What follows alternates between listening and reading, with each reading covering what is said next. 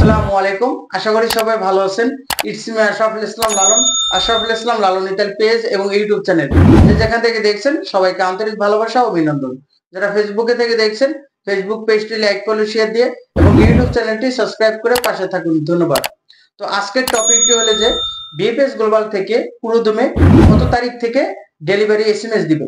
এখন কথা হলো কি যে আমরা বলছি যে কিছুদিনের মধ্যেই মোটামুটি ভালো কিছু পাসপোর্ট ডেলিভারি দিবে, কিন্তু এই যে কোঠা আন্দোলনের জন্য আমাদের অনেকেই সময় লস হয়েছে।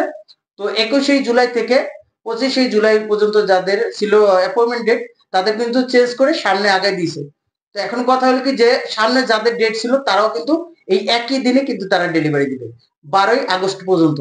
তো এই যে 12ই আগস্ট আর এই দুই পক্ষ জমা দেওয়ার ফলে কিন্তু একবারে ডেলিভারি এসএমএস একবারে কম দিবে। তো 12 তারিখ পর্যন্ত যদি এই যে আমাদের বর্তমান পরিস্থিতি দেশের অবস্থা যদি খারাপ না হয় তাহলে তো 12 তারিখের পর থেকে পুরোপুরি আমরা মোটামুটি এসএমএস পাবো, যে কম বেশি হইলেও পাবো, কিন্তু এখন আপাতত অফ।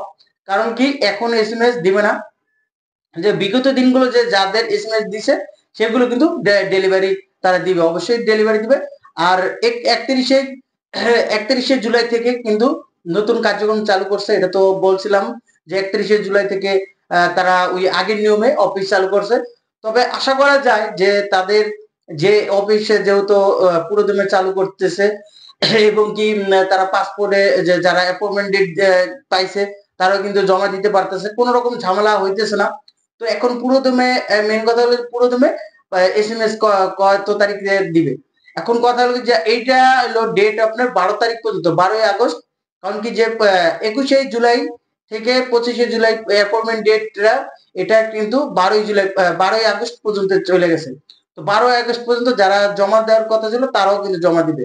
তো এখানে ওইটাই এখন এসএমএস এর যে ডেলিভারি এসএমএসটা এখনো হয়তো আপাতত অফ থাকবে, কিন্তু 12ই আগস্টের পর থেকে মোটামুটি ভালো একটা কিছু আশা করা যায়। যে যদি তারা তাদের মতো যদি কাজ করে, তারা যা বলে তাদের মতো যদি তা বলার মতো যদি কাজ করে, তাহলে আমরা অল্প দিনের মধ্যে মোটামুটি ভালো একটা কিছু হবে, ইনশাল্লাহ হবে। কিন্তু আসলে মেন কথা হলো কি যে এমনিতেই যে পাসপোর্ট ডেলিভারি সংখ্যা আমাদের এমনিতেই কম দিতেছে, তারপরেও কিন্তু এই যে একটা সমস্যা, এটা কিন্তু এটার কারণে আমাদের অনেক ক্ষতির সম্মুখীন হইলাম। যে আসলে এটা বাংলাদেশে থাকি আমরা, বাংলাদেশে মানে প্রশাসনের ব্যবস্থাটা এরকমই। তো তাদেরকে কিছু বলার আর কি যাবে না, তার মধ্যে তারা কাজ করতেছে। এখন কথা হলো কি যে আমাদের এই লস যারা ভুক্তভোগী হাজারো প্রবাসীরা আসছে যে ইতালির উদ্দেশ্যে যাবে, তো তারা অন্য কোন দেশ থেকে আসছে, সেই দেশেও এখনো অনেকেই দেখতেছি যে যাইতে পারতেছে না, একমাত্র কিছু টাকা পয়সা দিয়ে রাখছে। তো এখনো আবার পাসপোর্টও আটকা আছে। তো এখন বর্তমানে যারা পাসপোর্টে জমা নিতেছে না তাদের জন্য ভালো। তবে যারা আগে আগে জমা দিছে তাদের কিন্তু অবস্থা মানে করুণ অবস্থা। কারণ ওই দেশেও এখন চলে যেতে পারতেছে না, আবার ইতালি ভিসা হবে কি সন্দেহ। তো এটা আসলে সবার জন্যই দোয়া থাকবে, ভালোবাসা থাকবে, সবার জন্যই দোয়া করি। তবে এই যে আমাদের বাংলাদেশের ব্যবস্থাটা এটাই মাঝে মাঝে পরিবর্তনের জন্যই আমাদের কিন্তু এই সমস্যাটা হইতেছে। তবে এইটার প্রেক্ষিতে যদি তারা ওইরকম ভাবে যদি ডেলিভারি দেয়, তো আশা অনুরূপ আমরা দ্রুত আমরা ভালো একটা সিদ্ধান্ত বা ভালো একটা কিছু দেখতে পারবো।